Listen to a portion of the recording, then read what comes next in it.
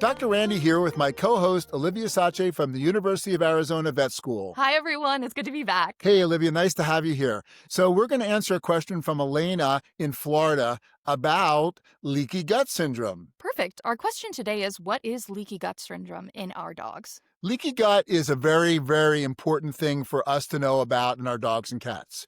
It's not uncommon, and it is actually the cause of a lot of problems that we see with allergy, with GI disease, even cancer, and believe it or not, behavioral problems. I would know. My dog has it, and you helped. You helped treat it. Yeah. So, what are some of the supplements or treatments for leaky gut syndrome? Before we do that, let me just mention, so leaky gut basically means that the small interfaces in our bowel open up and allow things into our system through the blood and lymphatics that we should not be incorporating. So our dogs and cats are eating things that basically get into their bloodstream or their lymphatics and then causes the signs that we see, whether it is allergy, whether it is GI disease. So let's go back to your question, which was me not hitting the microphone, but talking about supplements. Yeah, so I'm just curious, what can we do to help our dogs that have leaky gut syndrome? Is there diets that we can give them? Are there supplements, medications? What do you recommend? Absolutely. So diet and supplements are really, really important. I try to stay away from the medication. I will mention one medication that is my real pet peeve, and that is using the drug Metronidazole. Metronidazole is often prescribed for leaky gut syndrome. It does help with the GI signs, but it is an antibiotic that was created to eliminate all bacteria in our bowel. So it's going to kill the good things too, right? Absolutely. Okay. And there are numerous papers that are now out saying that veterinarians really should not be using metronidazole. So let's talk about the supplements and the diet. So the way I approach this is I do a lot of times I'll work on an allergy testing type situation for our dogs and cats. It can be a IgA test called NutriScan, which our listeners can get online from NutriScan. It's some swabs that they will then be able to talk about what the dog or cat's food sensitivity is. Or it could be a blood test, which is even more comprehensive. I use VDI Labs, and it's an allergy test that will tell us exactly what foods and environmental allergens are causing them a problem. So how does eliminating the allergens help with the leaky gut syndrome? That's a great question. So it's all about inflammation. We've talked about that before, but inflammation is the root of this. If we can get the inflammation down in our dog and cat's body, we can get rid of the leaky gut syndrome. So then what happens is through these testings, we now pick a food that we know we're not going to have a problem with.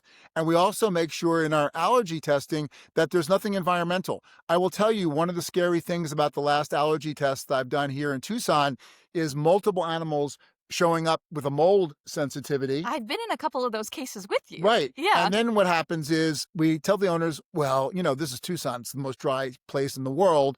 Go test your house. And every one of them have had mold in their house. I remember you telling me that, and I was shocked by that information. So getting to the supplements so we don't forget those, I like omega-3s, because I really want a source of anti-inflammatory moistening for the gut. I use an omega-3 and not a pure fish oil because fish oils are omega-3, 6, and 9 omegas, and 9s are inflammatory. Oh, so that's great information to have. So we want to use an omega-3, preferably in a capsule that people are pinpricking.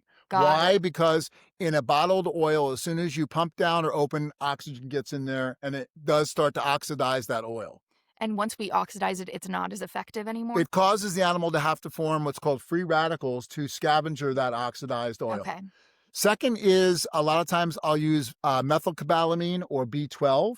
B12 is really helpful for SIBO, SIBO, small intestinal bacterial overgrowth, which is part of this whole syndrome, and it really, really helps their bowel. So in leaky gut, they're also having an overgrowth of certain bacteria? Absolutely. Okay, interesting. Absolutely. And how does that happen? Well, what happens is the bad bacteria are kind of selected for, whether it's from their diet of too many inflammatory carbs in the diet or the wrong food, and that continues to grow. Also, a lot of these animals have been on antibiotics. Like the metronidazole we talked about, and that really selects for some of the harder bacteria to get under control. And what Dr. Randy means by select is basically if you give an antibiotic, it's going to kill off as much as possible, but it's only going to leave the strongest behind. And so that's what the term select means, just for people out there that maybe don't know that. Very good point. But that can be really scary if you're only leaving the strongest microbes back, right? We also incorporate slippery elm. We also incorporate turmeric, all very helpful. But also another really big thing before we close is fiber. We really want to increase the fiber in our pet's diet, either using psyllium husk or inulin with pumpkin or sweet potato. That's the best way to get a lot of these under control. Perfect. Well, thank you guys for joining us. Thank you, Dr. Randy, for all of that insight. And you, Olivia? Thank you. I'm so happy to be here. You guys can follow us both on social media. For Dr. Randy, he's got a YouTube channel as well as an Instagram account. You can find him at Dr. Randy Pet Vet. For myself, I have an Instagram at Dr. Sacci. Sacci is Sacci. Thank you so much. Please subscribe. You'll get information every week on how to help your pets.